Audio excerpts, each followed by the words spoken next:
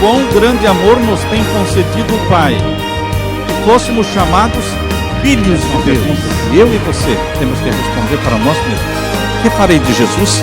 Chamado o livro de Testemunhos, volume 9, página 189, diz assim: se nos humilhássemos perante o Senhor e fôssemos bondosos, o mexeriqueiro descobre o segredo. Deus dá e Deus cobra, mas Deus não cobra nada que Ele não deu antes.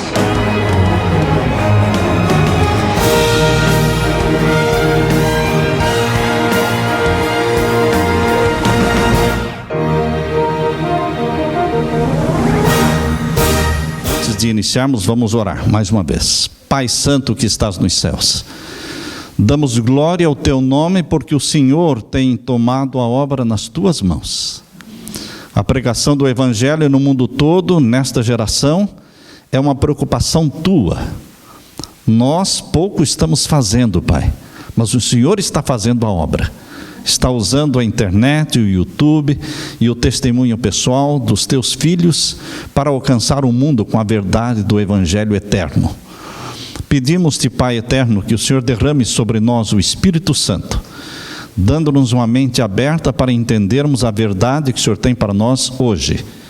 Derrama o Teu Espírito agora sobre nós, em nome de Jesus pedimos e agradecemos. Vocês então, irmãos, o capítulo número 15 dos eventos finais. Está passando rapidamente, não é? Só temos mais 5 capítulos, são 20 capítulos no total. E hoje o capítulo 15 está falando sobre o selo de Deus e a marca da besta. O selo de Deus e a marca da besta. Sabem, queridos, embora existam cerca de 42 mil igrejas cristãs, e embora existam cerca de 7 ou 8 religiões no mundo, para Deus tudo fica mais simples, porque Deus só vê 2 classes, 2 grupos de pessoas. Deus simplifica, o homem complica, mas Deus simplifica. Deus vê aqueles que receberão o selo do Deus vivo, e Deus vê aqueles que receberão o sinal da besta. Só poderá haver 2 classes, não mais. Cada participante é assinalado distintamente, ou com o selo do Deus vivo, ou com o sinal da besta, ou da sua imagem. Isso foi escrito no ano de 1900, dia 30 de janeiro. No grande conflito entre a fé e a descrença, todo mundo cristão estará envolvido. Todos se envolverão, quer queiram, quer não queiram. Todos tomarão partido. Aparentemente, alguns talvez não se engajem de um lado ou do outro do conflito, porque muitos cristãos pretendem ficar em cima do muro. Eu não sou a favor de Roma, mas também não vou falar contra Roma. Vou fazer a política da boa amizade. Presta atenção no que eu vou ler agora, que Deus escreveu. No grande conflito entre a fé e a descrença, todo mundo cristão estará envolvido. Todos tomarão partido. Aparentemente, alguns não se engajem de um lado ou outro do conflito. Talvez não pareçam tomar partido contra a verdade, mas não se porão audazmente em campo a favor de Cristo, com receio de perder propriedades ou sofrer opróbrio. Todos esses são incluídos entre os inimigos de Cristo. Se não tomamos posição ao lado dos que guardam os mandamentos de Deus e têm a fé em Jesus, se não tomamos uma posição clara, visível, nós seremos contados como inimigos de Cristo. Ao nos aproximarmos do fim do tempo, a distinção entre os filhos da luz e os filhos das trevas será cada vez mais clara, fora no mundo e dentro da igreja, porque aqui nós temos também filhos da luz e filhos das trevas dentro da igreja, e cada vez se fará mais distinta a diferença entre essas 2 classes. Eles estarão cada vez mais em desacordo. Quem estará em desacordo? Os filhos da luz e os filhos das trevas. Aonde? Dentro da própria igreja. Há pessoas que imploram. Esses dias um líder chegou para mim e disse: pastor, eu lhe peço por favor, eu estou pedindo por favor, não pregue sobre Apocalipse 17. Eu disse: companheiro, você deve estar sendo pressionado muito, né? Não, está sendo pressionado. Eu não vou prometer para você que não vou pregar, e nem que vou pregar. Eu vou pregar aquilo que o Espírito Santo mover o meu coração a pregar.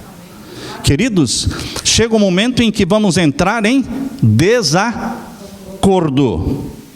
Ao nos aproximarmos do fim do tempo, a distinção entre os filhos da luz e os filhos das trevas será cada vez mais clara. Eles estarão cada vez mais em desacordo.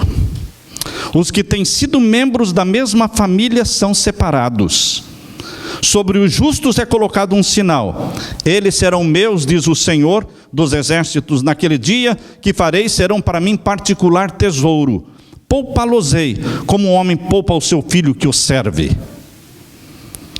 Muitos que não tiveram os privilégios que nós tivemos entrarão no céu antes dos que tiveram grande luz, mas não andaram nela. Está no pé da página 124, esse texto. Aquilo que Jesus falou, que muitos viriam do Ocidente e do Oriente e se assentariam à mesa, entrariam na frente do povo escolhido de Deus. Este é o pensamento que Deus inspirou a sua serva a escrever. Muitos que não tiveram os privilégios que nós tivemos, entrarão no céu antes dos que tiveram grande luz, mas não andaram nela. Muitos viveram de acordo com a melhor luz que tiveram, e serão julgados em conformidade com isso.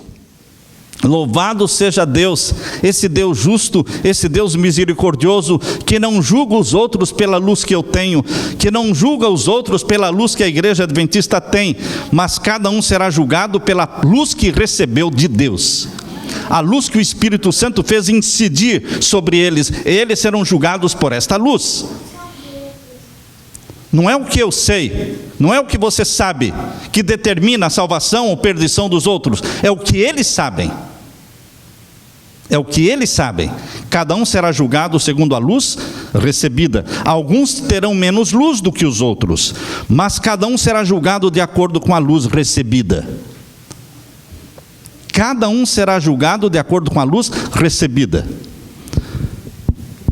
O mais difícil é aquele que recebeu maior luz, porque ele será julgado com maior severidade. Nós, pastores, seremos julgados com maior severidade.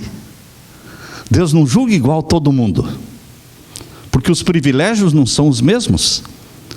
O background da infância, a forma como nós fomos gerados, o ambiente onde nós crescemos, os livros que tínhamos à nossa disposição, isso não é igual para todo mundo. É uma diferença muito grande.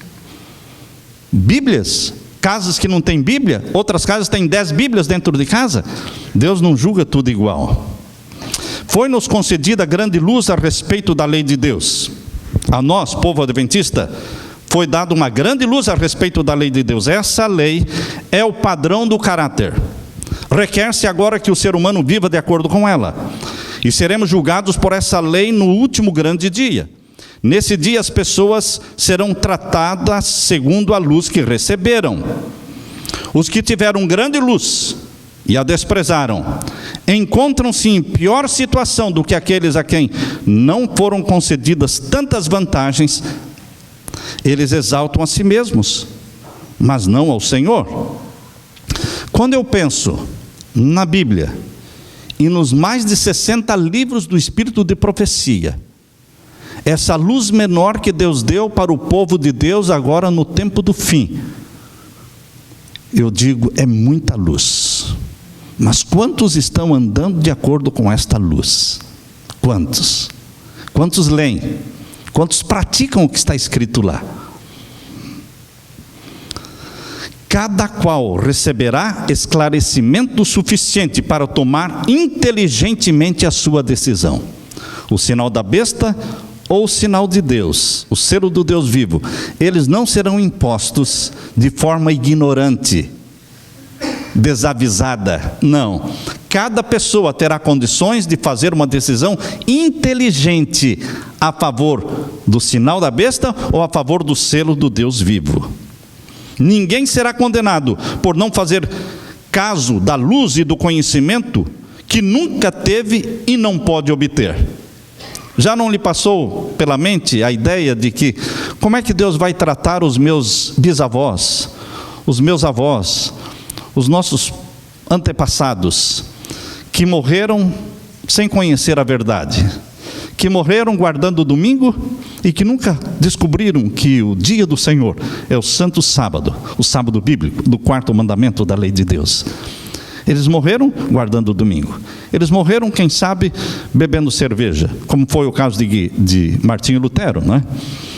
Mas, queridos, o caso de Martinho Lutero bebia cerveja. O caso de Guilherme Miller guardava o domingo. Mas eu creio piamente que Martinho Lutero está salvo e Guilherme Miller está salvo. Mas eles não tinham a luz que nós temos hoje. Eles não serão julgados pela luz que chegou até você, mas pela luz que eles tinham naquele tempo. Deus é justo, Deus é misericordioso, grandioso em perdoar, tardinho em irar-se.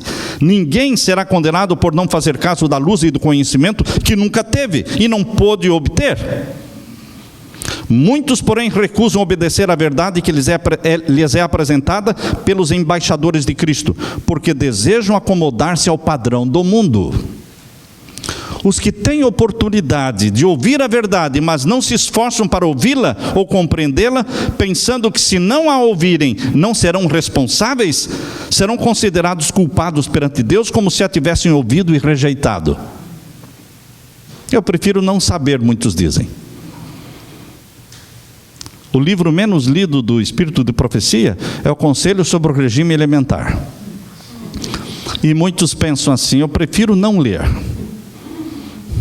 Porque quanto mais eu ler, maior responsabilidade terei. Dá na mesma.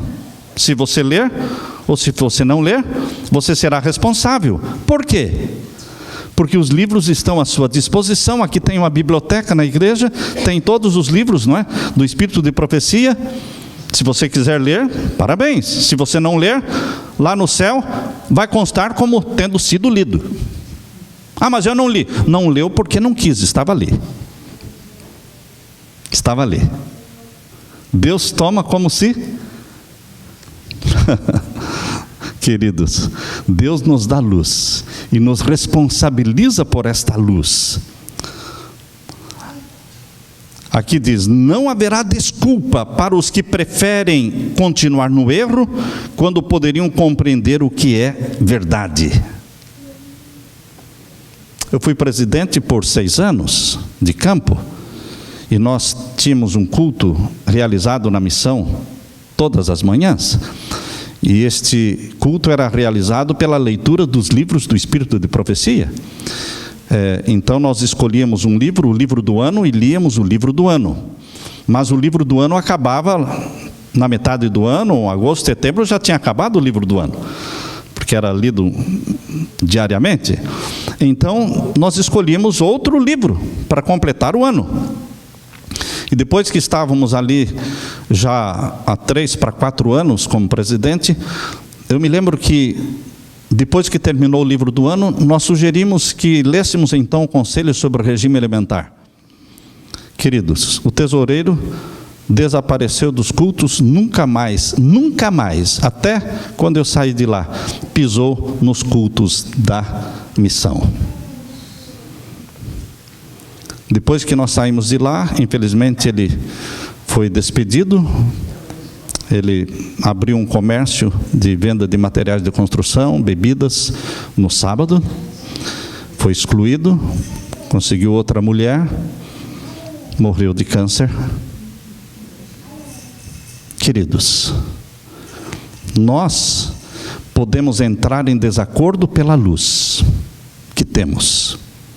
Nós podemos desprezar a luz que Deus está nos dando, dizendo: prefiro não ler, estou bem assim. Podemos fazer pouco caso, podemos fazer piada, podemos fazer graça daquilo que é sagrado, mas Deus vai pedir conta. Não haverá desculpa para os que preferem continuar no erro quando poderiam compreender o que é verdade. Em seus sofrimentos e morte, Jesus fez expiação por todos os pecados de ignorância, mas não foi tomada nenhuma providência para a cegueira voluntária. Interessante este pensamento. Jesus na cruz derramou o seu sangue e fez provisão por todos os pecados de ignorância. Mas Deus não fez nenhuma provisão pelos pecados de cegueira voluntária. Porque Jesus disse: o cego de verdade é aquele que não quer ver. Não seremos considerados responsáveis pela luz que não atingiu nossa percepção, mas pela luz que resistimos e rejeitamos. Ninguém poderá compreender a verdade que nunca lhe foi apresentada, e não pode, portanto, ser condenado pela luz que nunca teve. Louvado seja Deus, porque é assim. Louvado seja Deus. Aqui na página 125 fala sobre como Deus considera as boas ações, os atos de caridade. Será que a salvação não é pelas obras, está certo? Correto? A salvação não é pelas obras, a salvação é pela fé em Jesus Cristo. Porém, a fé em Jesus Cristo, ela é evidenciada e é mostrada através de boas obras de caridade. Por isso existe o capítulo 25 de Mateus. Por isso, graças a Deus pelo capítulo 25 de Mateus. Porque assim como existem os livros de Romanos, né, que fala da fé, sem as obras. Somos salvos pela fé, sem as obras da lei. Mas existem outros textos que mostram que as obras são resultado da verdadeira fé. A fé sem as obras, ela é morta. Então, meus queridos, nós temos que mostrar diante do mundo se estamos salvos ou perdidos. E como é que nós demonstramos que estamos salvos? Por obras de obediência, por obras de caridade. Mateus capítulo 25 ficou muito claro quando Jesus falou sobre os dois grupos que estarão diante de Deus, na volta de Jesus. Dois grupos estarão diante de Deus, um do lado esquerdo, outro do lado direito, e Jesus dirá para aqueles que estiverem do lado direito, o quê? Vinde, benditos do meu Pai. Capítulo 25 e o verso 34. Capítulo 25 de Mateus, verso 34. Então dirá o rei aos que estiverem à sua direita: vinde, benditos do meu Pai, possuí por herança o reino que vos está preparado desde a fundação do mundo. Mas eles estarão surpresos. Por quê? Somos benditos do Pai. E Jesus explica: porque eu tive fome e me destes de comer, eu tive sede e me destes de beber, eu era estrangeiro e hospedastes-me, eu estava nu e me vestistes, eu adoeci e visitastes-me, estive na prisão e fostes ver-me. Então os justos lhe responderão dizendo: Senhor, quando é que te vimos com fome e te demos de comer, ou com sede e te demos de beber? E quando é que te vimos estrangeiro e te hospedamos, ou nu e te vestimos? E quando é que te vimos enfermo ou na prisão e fomos ver-te? E respondendo o rei lhes dirá: em verdade vos digo que quando fizestes a um destes meus pequeninos irmãos, a mim o fizestes. Atos de misericórdia, de bondade, são registrados no céu pelos anjos, como tendo sido feitos diretamente a Jesus. Uma comida, uma ajuda financeira, sem interesse, sem holofote, sem colocar na televisão. Obras de caridade feitas no anonimato. São anotadas, são filmadas pelos anjos. Os anjos filmam estes atos praticados no anonimato e são registrados no céu, como tendo sido feitos diretamente para Jesus.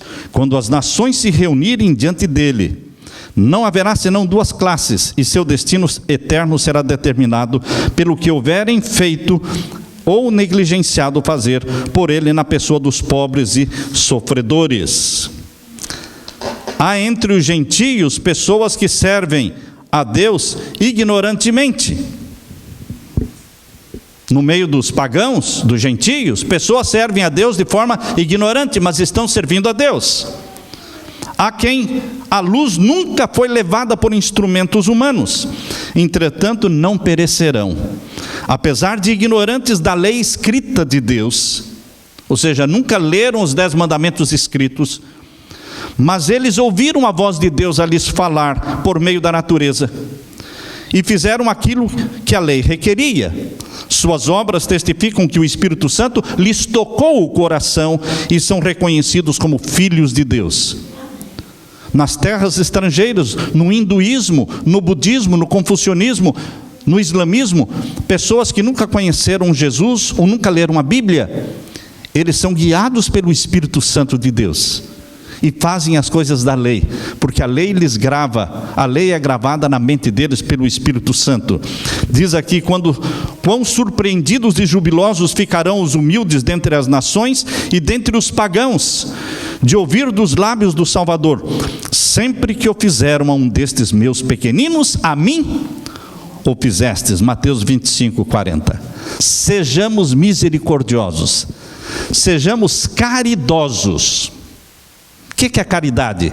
Dar dinheiro, dar comida, dar roupa, dar carro, dar casas, dar esquédio para os outros. Não vendam seus esquédios.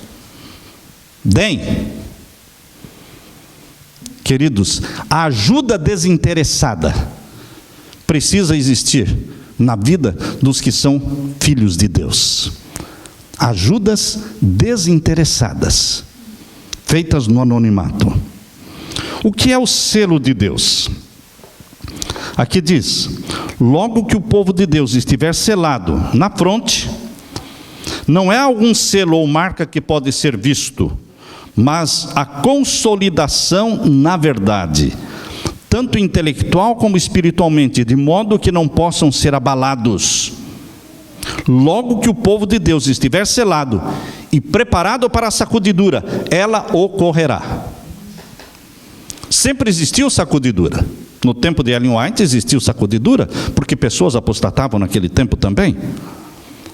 Pessoas eram sacudidas e muito joio foi lançado fora da igreja naquele tempo e continua sendo lançado hoje. Por isso ela diz: na realidade já começou. Mas, queridos, escatologicamente, percebam que a sacudidura, ela acontece sempre na igreja, desde o princípio.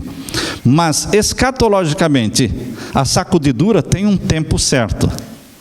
Escatologicamente vai acontecer após o decreto dominical, quando realmente o povo de Deus não poderá comprar nem vender, senão aqueles que têm a marca da besta.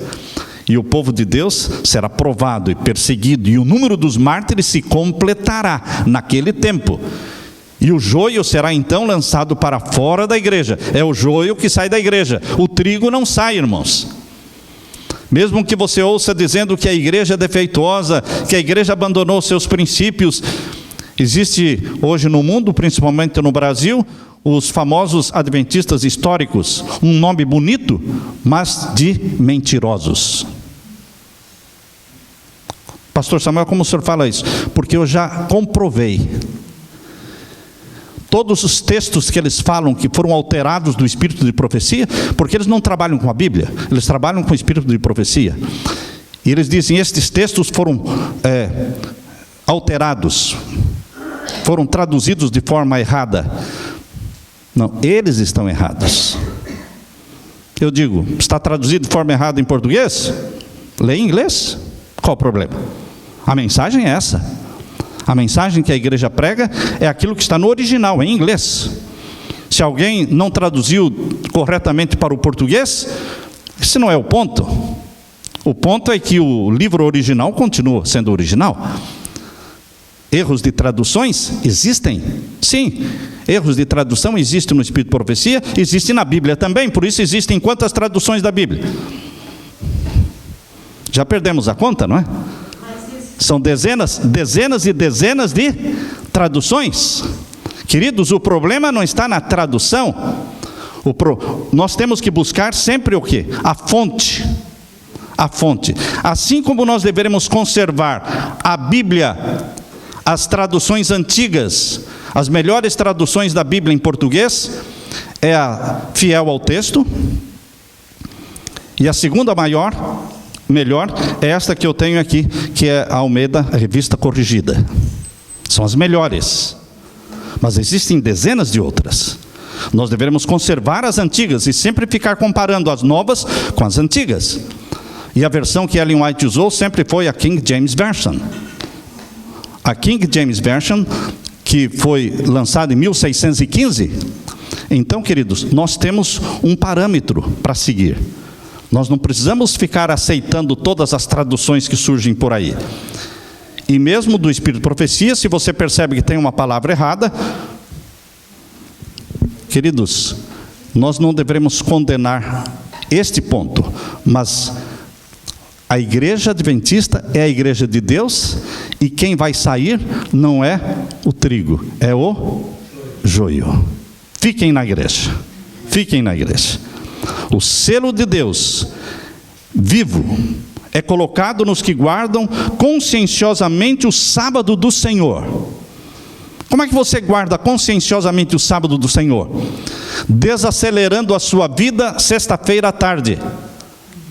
Você não pode ficar com o seu schedule de trabalho para sexta-feira, o mesmo schedule de trabalho que você tem para segunda, terça, quarta e quinta. Sexta-feira você tem que trabalhar menos, porque você tem que se preparar a família, a casa, a comida, a roupa, o carro, tudo para receber o dia do Senhor. Você não pode entrar no sábado correndo, meu irmão. Você tem que entrar no sábado devagar. Você já começa a entrar no clima do sábado, sexta-feira após o almoço. Começa entrando no clima do sábado. Por isso, o selo do Deus vivo é colocado nos que guardam conscienciosamente o sábado do Senhor. Abandone os restaurantes no sábado. Abandone os restaurantes. Deus dá a comida dos seus filhos na sexta-feira. Ele dá em dobro, para que você não precise de restaurante no sábado. Os que querem ter o selo do Deus vivo na testa precisam guardar o sábado do quarto mandamento. Mas pode ser que muitos que pensam estar guardando não estejam guardando, porque marcam viagens para o sábado. Marcam programas para sábado à noite que exigem trabalho sábado à tarde. Você marca um casamento para sábado à noite. Como é que você está guardando o sábado? Eles vão ter que fazer os cabelos e roupas, enfim. Você vai gastar o sábado todo se preparando para o casamento do sábado à noite. Isso é transgressão do sábado.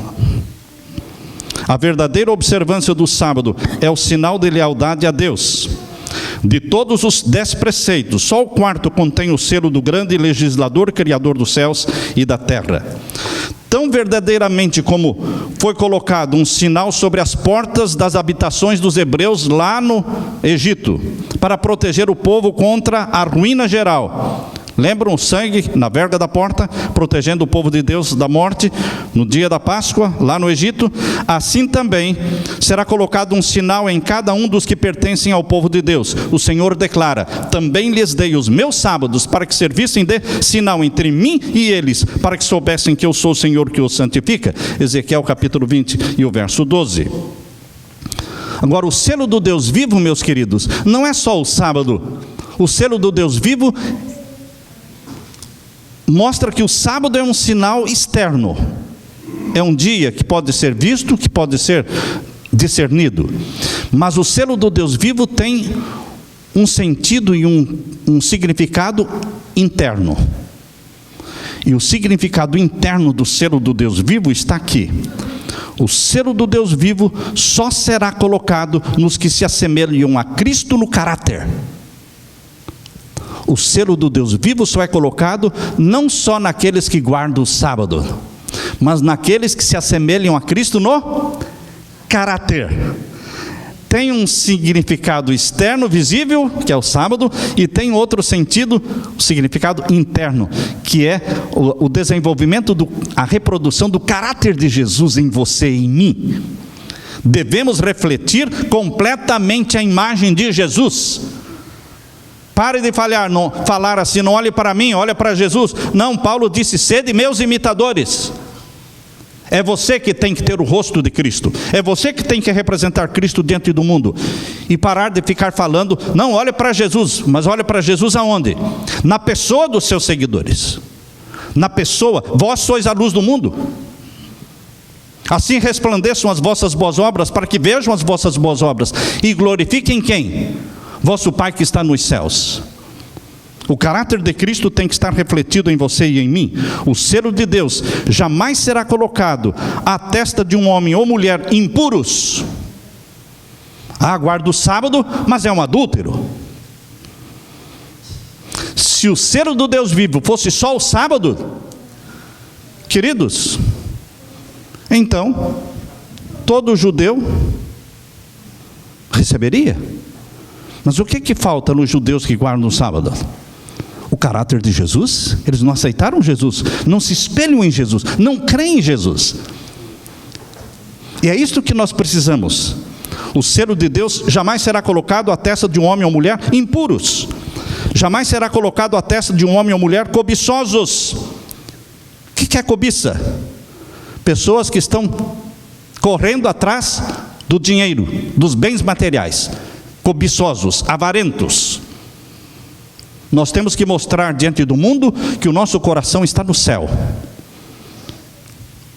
Nós estamos aqui de passagem, somos peregrinos e não podemos acumular muito, porque um peregrino que acumula muita coisa deixa de ser peregrino.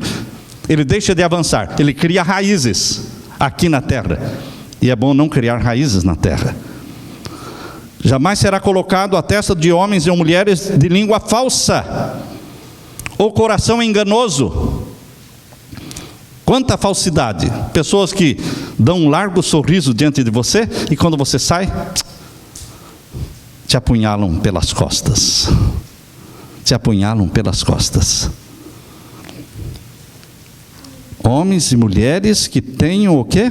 Língua falsa ou coração enganoso, jamais receberão nas suas testas o selo do Deus vivo. Aqui diz, todos os que recebem o selo devem ser imaculados diante de Deus.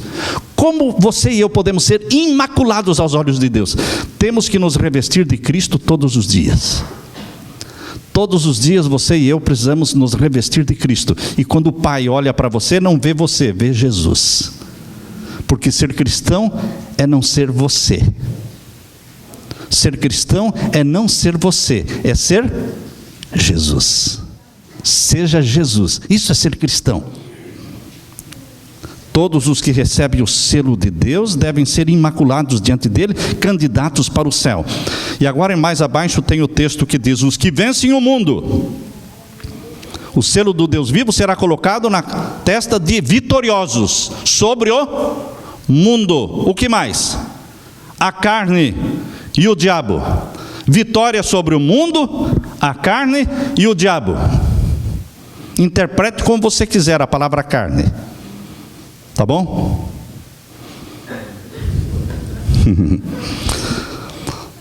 Os que vencem o mundo, a carne e o diabo serão os agraciados que receberão o selo do Deus vivo.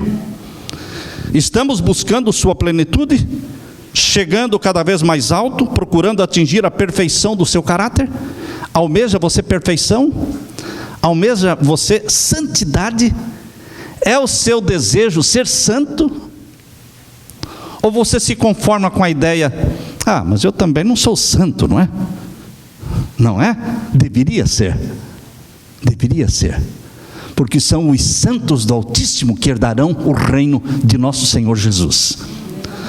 Quando os servos de Deus chegarem a esse ponto, eles serão selados em sua fronte.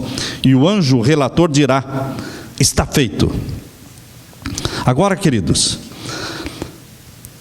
vi que a presente prova do sábado não poderia vir até que a mediação de Jesus no lugar santo terminasse. Quando é que a mediação de Jesus, o ministério intercessor de Jesus, terminou no lugar santo? Quando? 22 de outubro de 1844, Jesus passou do santo para o santíssimo.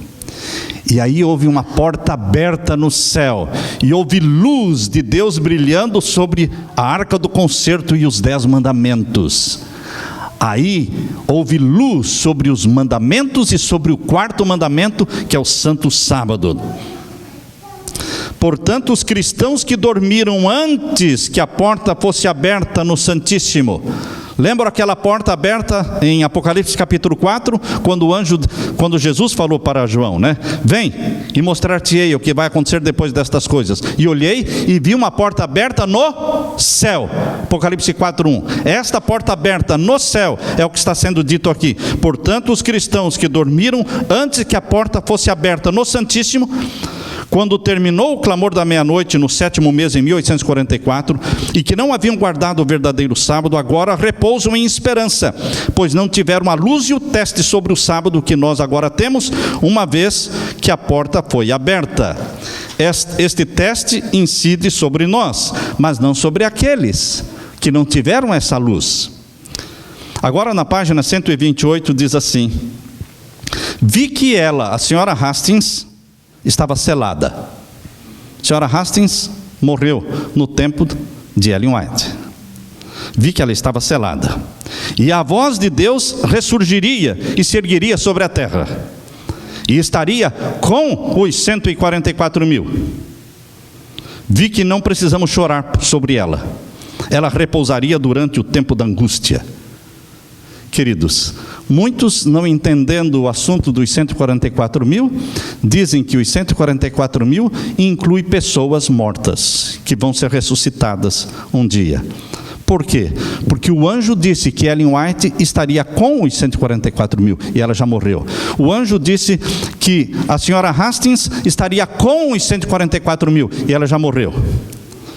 Mas, no livro Grande Conflito, Deus falou através da sua serva, dizendo que os 144 mil são comprados dentre os vivos, que não passaram pela morte. Existem as primícias dos mortos, que já estão no céu. Mas existem as primícias dos vivos, que ainda não estão no céu, estão na terra, são os 144 mil. Apocalipse 14, verso 1 a 5, diz que os 144 mil são primícias, mas não dos mortos, são dos vivos, porque são comprados dentre os vivos. Como é que a senhora Hastings pode estar com os 144 mil? Porque em Daniel capítulo 12, verso 2, Daniel capítulo 12, verso 2, e Apocalipse capítulo 1, verso 7, fala de uma ressurreição especial. Uma ressurreição que vai acontecer antes da volta de Jesus. E há pessoas que ficam com olhos arregalados e falam: não, isso é heresia. Queridos, são duas ressurreições gerais. Uma na volta de Jesus, dos salvos. Uma no final dos 1000 anos, quando a cidade santa descer do céu, de ímpios. Duas ressurreições gerais. Mas existe uma ressurreição especial, formada por salvos e ímpios. Todos os que crucificaram Cristo, participaram da morte de Cristo, ressuscitarão nesta ressurreição especial. E todos os salvos que morreram na fé da mensagem do terceiro anjo. Isso está no livro Grande Conflito, página 637. Grande Conflito, página 637. Aqueles que morreram na fé da mensagem do terceiro anjo, eles serão ressuscitados, glorificados, para verem a lei de Deus estampada no céu, e para ouvirem a voz de Deus declarando o dia e a hora da volta de Jesus, e glorificados como estão, permanecerão vivos até a volta de Jesus. Por isso que Ellen White e todos os líderes e a senhora Hastings, por isso eles estarão com os 144 mil, porque a multidão de salvos vivos durante as pragas, depois que a porta da graça se fechar, a multidão de salvos vivos, os 144 mil como primícias desta grande multidão de salvos vivos, eles não estarão sozinhos, a multidão não estará sozinha, os 144 mil não estarão sozinhos, eles terão outra multidão, que são os que ressuscitarão, todos os que morreram na fé da mensagem do terceiro anjo, mais ou menos de 1844 para cá, estarão com os sentenciados à morte, estarão com este povo perseguido, que estará vivendo à vista de um Deus santo, sem um intercessor no céu, porque foram batizados pelo Espírito Santo e selados pelo selo do Deus vivo. Por isso diz aqui que esta nossa querida irmã Hastings estará com, porque ela estará com os 144 mil, e com a grande multidão, eles vão ver a lei e vão assistir à volta de Jesus, em vida, porque ressuscitam na ressurreição especial. Queridos, dentro em pouco será colocado o selo de Deus em cada um dos seus filhos, que ele seja colocado em nossa fronte, Quem pode suportar o pensamento de ser passado por alto quando o anjo se puser a selar os servos de Deus nas suas frontes? João foi convidado a contemplar um povo distinto dos que adoram a besta ou a sua imagem, observando o primeiro dia da semana. A observância desse dia, primeiro dia da semana, é o sinal da besta. Mas o domingo, o primeiro dia da semana, ainda não é o sinal da besta. Ao mesmo tempo que Deus fala através da sua serva que o sinal da besta é o dia de repouso papal, também diz na página seguinte, página 129, que o domingo será o sinal da besta, quando for imposto obrigatoriamente. Ainda não foi imposto. Ainda não foi imposto. Hoje ainda existem pessoas morrendo sem ter o conhecimento do verdadeiro sábado. Ainda estão. Mas depois que o decreto dominical for aprovado, então todos terão condições de fazer uma decisão inteligente ao lado do sinal de Deus. O sinal ou selo de Deus é revelado na observância do sábado, o memorial divino da criação. A todos os pequenos e os grandes, faz que lhe seja dada certa marca sobre a mão direita ou sobre a fronte. Apocalipse 13:16. As pessoas não só não deverão trabalhar com as mãos no domingo, mas reconhecer com a mente que o domingo é o sábado. Perceberam o que está sendo dito aqui? As pessoas não só não deverão trabalhar com as mãos no domingo, mas reconhecer com a mente que o domingo é o sábado. Eu acredito, queridos, que a princípio o decreto dominical vai ser proibir trabalhar no domingo. Eu acredito desta forma. Essa é a primeira fase do decreto dominical. Mas a segunda fase é que vai pegar todos. Porque seria simples, queridos. Se não pode trabalhar domingo, o que nós deveríamos fazer? Não trabalhar. Ellen White diz que nós deveríamos dedicar o domingo para trabalho missionário. Se é proibido trabalhar domingo, porque eu vou provocar a lei, saindo arar a terra, ou plantar, ou construir, ou... para que provocar? Nós poderíamos fazer trabalhos missionários no domingo. Mas agora, esta segunda parte que diz assim: mas reconhecer com a mente que o domingo é o sábado, aí nós não podemos. Aí pega todo mundo, tá certo, irmãos? Ninguém recebeu até agora, na página 129 está escrito, ninguém recebeu até agora o sinal da besta. Por quê? Porque o decreto dominical ainda não foi aprovado. A observância do domingo não é ainda o sinal da besta, na mesma página. E não o será até que saia o decreto compelindo as pessoas a venerarem esse falso sábado. Chegará o tempo em que esse dia será a prova, mas esse tempo ainda não veio. Isso ela escreveu em 1899, mas chegou o momento, que é o momento em que nós estamos vivendo, que é chegada a hora em que o decreto será aprovado. Eu acredito que será na nossa geração, em nossos dias. Os que na grande crise que está perante nós, depois de receberem iluminação no tocante à lei de Deus, prosseguem desobedecendo e exaltando as leis humanas acima da lei de Deus, receberão o sinal da besta. O sábado será o sinal, será a pedra de toque da lealdade, pois é o ponto da verdade especialmente controvertido. Quando sobrevier aos seres humanos a prova final, será traçada uma linha divisória entre os que servem a Deus e os que não o servem. E a linha divisória será os que guardam o sábado e os que guardam o domingo. Deus divide o mundo em duas classes distintas. Ninguém é condenado sem que haja recebido iluminação, nem se compenetrado da obrigatoriedade do quarto mandamento. Mas quando for expedido o decreto que impõe o falso sábado, e o alto clamor do terceiro anjo, sai dela, povo meu, advertir os seres humanos contra a adoração da besta e da sua imagem, será traçada com clareza a linha divisória entre o falso e o verdadeiro. Então os que ainda persistirem na transgressão receberão o sinal da besta.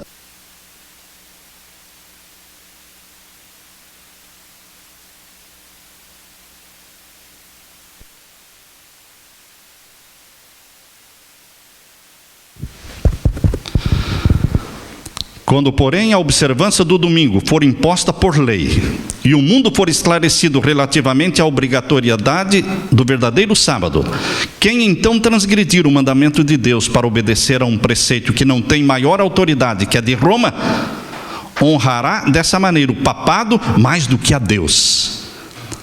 O domingo como dia de guarda é um sinal de autoridade de Roma. E o mundo evangélico está se reunindo em torno de Roma.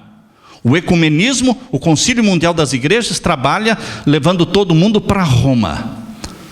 O pregador Joel Osteen e todos os outros evangélicos, líderes evangélicos dos Estados Unidos, estão indo para Roma. Presidentes, reis, rainhas e pastores evangélicos, todos estão indo para Roma.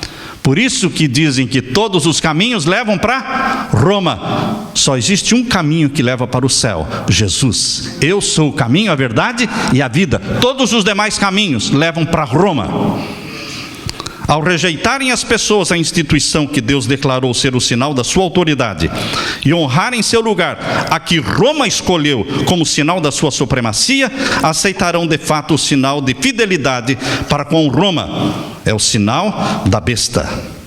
Queridos, Deus simplifica, vendo o planeta Terra e os 7 bilhões de habitantes como 2 classes. Um pequeno número remanescente, que são os que guardam os mandamentos de Deus e têm a fé de Jesus.